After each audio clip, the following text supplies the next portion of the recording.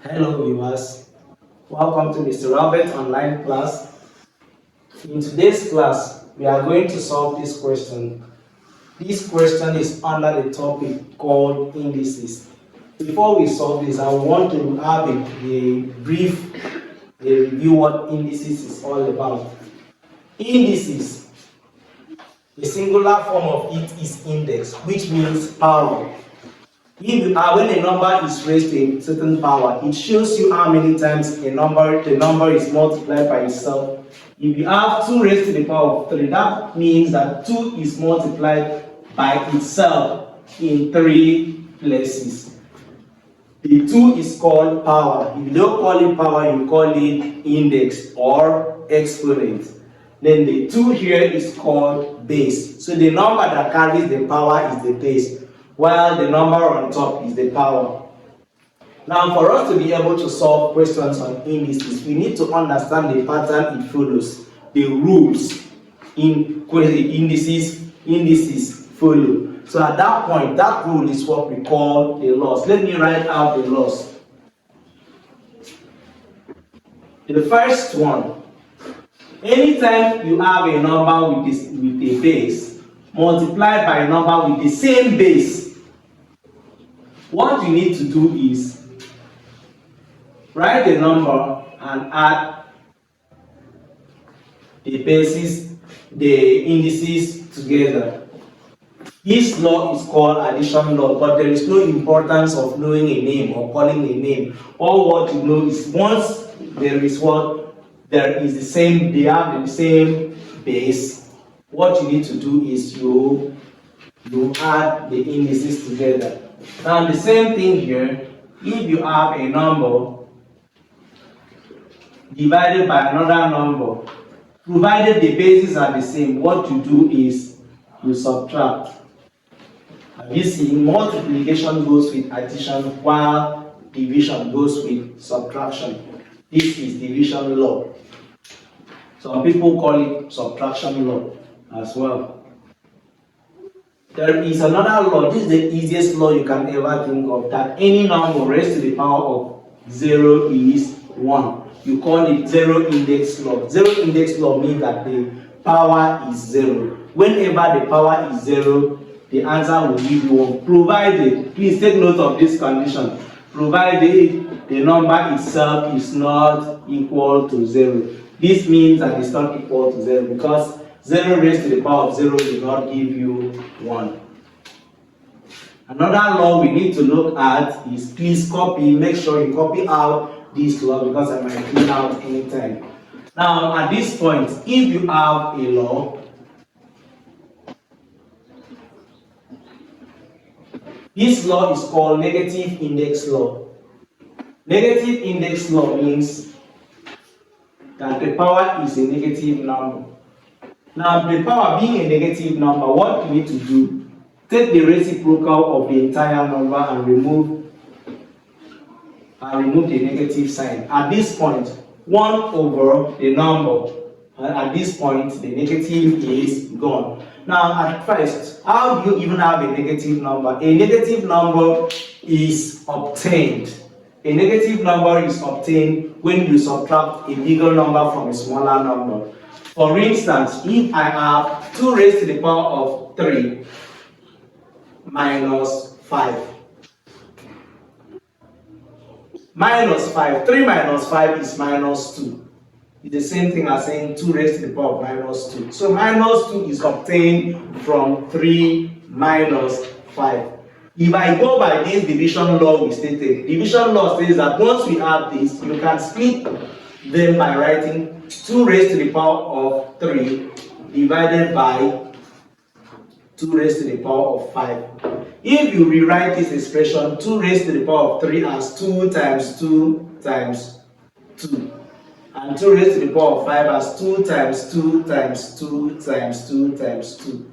If this cancels out, 1 time cancels out, what is left is 1 up and 2 raised to the power of 2. So it's the same thing as writing as what? 1 all over 2 raised to the power of 2. The negative sign is gone. So anytime you have a negative index like this, what you are expected to do is to write 1 all over the expression and then remove the negative sign from it. Now, another law we want to look at is the fractional index law. The fractional index law. Anytime the power is a fraction, what you need to do is you are going to employ root. The denominator will be the order of the root, while the numerator will be the power. Let me explain the order of the root for some people that might hear about order of the root. If I say square root of 16, I am simply asking you what number can you multiply by itself to have 16? And the number is no other number than 4, because 4 times 4 is 16. I am asking you what number can you multiply by itself to have 16, which is what? 4. If I say cube root of 8, this is how cube root is written. 3 is out here. Square root is supposed to be 2, but this 2 is not written. You just know that it's talking about 2. Cube root of 8 means what number can you multiply by itself into 3 places to have 8? The answer is what? 2, because 2 times 2 times 2 is what? 8. Now, if I give you the 4th root of 16, what number can you multiply by itself into 4 places to have 16? The answer is still 2, because 2 times 2, 4. 4 times 2, 8. 8 times 2, 16. That means it is only 2 you can multiply by yourself into 4 places to have 16. So at this point, the order of this root is 2, the order of this root is 3, the order of this root is 4. So anytime you have a fractional power, what you need to do is know that the denominator, the down number, will become the order of the root, while the up number will become the power. See how you are going to write it. Root of a, where the denominator will become the order of the root and the numerator will become the power. Now, another law we want to look at is, please let me talk about this a little. Anytime someone gives you a number raised to the power of half, know that the person is talking about square root of that number, because the denominator will become the order of the root. But once the order is 2, don't indicate it, allow it be. So this is square root of a. The 1 is power. Any number raised to the power of 1 is that same number. So I wouldn't bother writing again, but just know that any number raised to the power of 1, any number raised to the power of half, 1 over 2 is the same thing as square root of that number. Now let us look at this other law. We use distribution law. I'm going to look at this distribution. Before this, let us have x. If a number carrying power carries another power, a number carrying power carries another power, what we need to do is multiply the 2 indices together. So in this case, what you have is a raised to the power of x times y, which is what? A raised to the power of xy. At that point, you don't stress yourself, please. Instead of doing it, the same thing as saying a raised to the power of x. Let me use a number you understand. If I say a raised to the power of 2 times 3 raised to the power of 3, what I mean is a into 2 places. This is a raised to the power of 2. Now this is raised to the power of 3, means times a raised to the power of 2 into 3 places. If you look at now, a is in total of how many places? 1, 2, 3, 4, 5, 6, which is what? A raised to the power of 6. So instead of going through all these trays to arrive at this, I'll quickly multiply 2 times 3 to have what? A raised to the power of 6. This is what the law of indices is all about. Now let us look at this other law.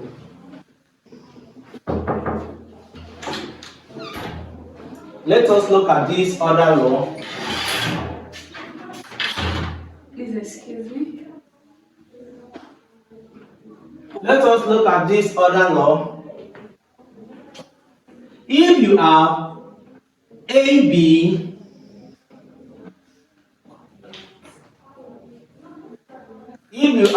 AB, what you need to do is distribute the power to every element inside the bracket, provided the connecting sign is either multiplication or division. It doesn't work for addition. So what you need to do is you pick this and pick this. A raised to the power of x and b raised to the power of x. I have shaped this to both a and b. This is what it is. The same thing works for division. If you have something like this, what you need to do is what? A raised to the power of x divided by b raised to the power of x. So if you understand this, solving question on indices become very, very easy. Now let us check out how to solve the first question. The first question tells us to simplify 4 raised to the power of minus x times 16 raised to the power of minus 16 raised to the power of 2x minus 2 all over 4 raised to the power of 2x minus 3 times 128. So at this point, I can easily work on this question if they have a uniform base. So I am going to rewrite the question by making all the bases to be what? The same. Now looking at the question, all of them can be expressed in terms of what? In terms of 2, base being 2. So what I am going to do is 4 is the same thing as what? 2 raised to the power of 2. 16 is the same thing as what? 2 raised to the power of 4. Remember when I gave instance that the fourth root of 16 is 2. 128 is the same thing as what? 2 raised to the power of 7. 128 is the same thing as 2 raised to the power of 7. Please, if you don't understand how to do it, use method of prime factor. Something like this. 128, 2 goes here, 64, 2 goes here, 32, 2 goes here, 16, 2 goes here, 8, 2 goes here, 4, 2 goes here, 2, and 2 goes here, 1. How many times? 1, 2, 3, 4, 5, 6, 7. That means that 2 raised to the power of 7 is 128. For some people that are not sure how to do it. So this is 4 is the same thing as 2 raised to the power of 2. So we have negative 2x. 16 is the same thing as 2 raised to the power of 4.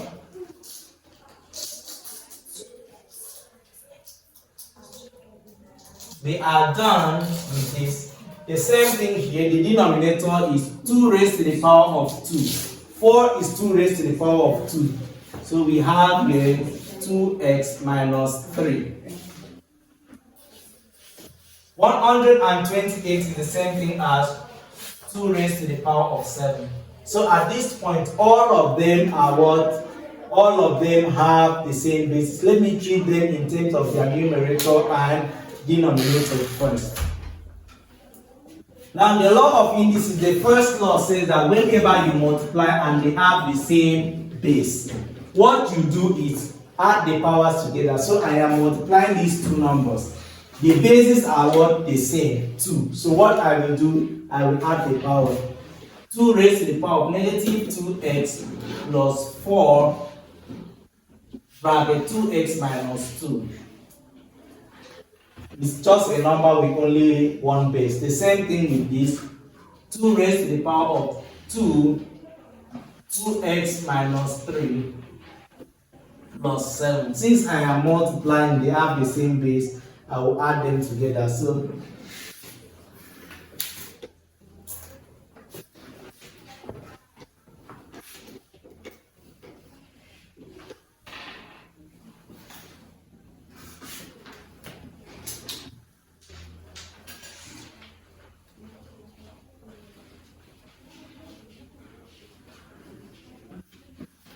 at this point, let us remove the bracket.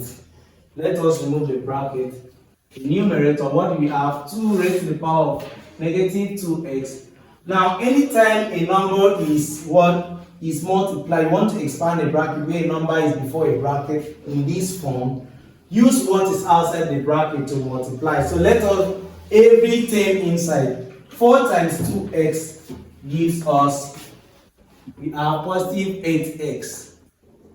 4 times negative 2 gives us negative 8. Let us do the same here. We expand the bracket. 2 times 2x gives us 4x. 2 times negative 3 gives us negative 6. Then plus 7. Negative 2 plus 8 gives us 6. No, these are the only like terms, so what we do is what we only added the like terms. The same thing here, the like terms we have are these two numbers. So negative 6 plus 7 is just 1. So we have 2 raised to the power of 4x plus 1. Now, if you observe the numbers I'm dividing up and down, they have the same base. So what I will do is subtract their indices. What I will do, 2 raised to the power of 6x minus 8 minus, I will subtract, what is the power of the denominator? 4x plus 1.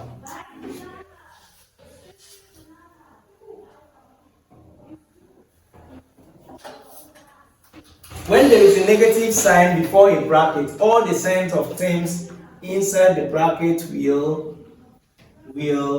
change. So what we have is 4x minus 1. 2 raised to the power of, I will rearrange the numbers so that like terms will be together. Minus 8 minus 1. So what we have is 2 raised to the power of 2x minus 9. Whenever you have two negative numbers, what you need to do is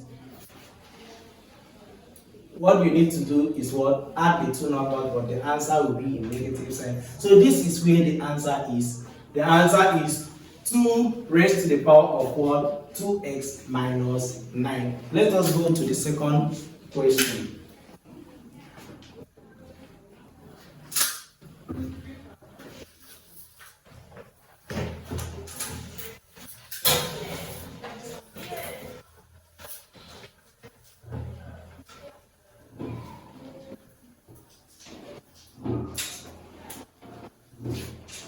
Question number 2 is 2 raised to the power of x is a simultaneous equation.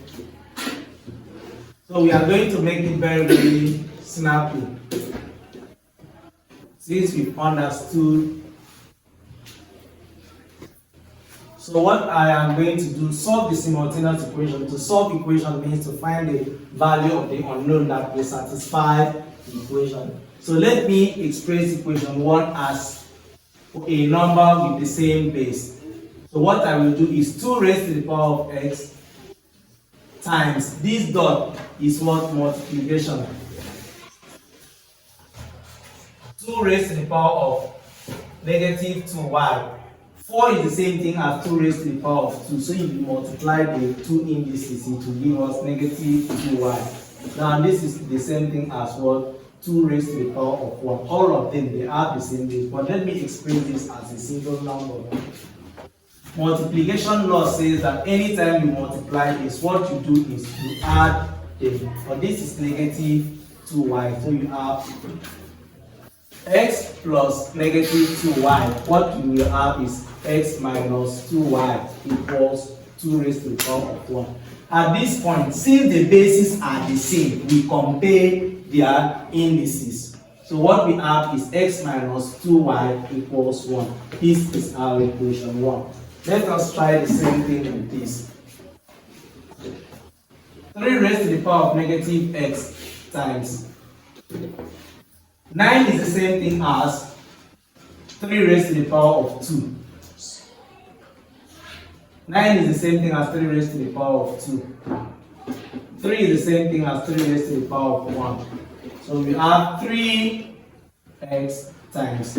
Let us multiply. Remember the law I just wrote, that whenever you have things, you multiply the power outside and the one inside. So you have 3 raised to the power of 2 times 2y is 4y. Multiplication law says that when you multiply, as far as they have the same base, you add their indices. So what you have is 3 raised to the power of negative x plus 4y equals 3 raised to the power of 1. They have the same base. As far as the equal to is concerned, that means that the power is the same thing. It's just like for me to stand where the mirror is and cover my head partly. Anyone that can view the mirror, if my face is revealed from the mirror, that means that the person knows who I am, because the mirror is the true reflection of myself. If I have 3 and 3, that means that the powers are also the same. So negative x plus 4y equals 1. So we are going to rearrange the equation together.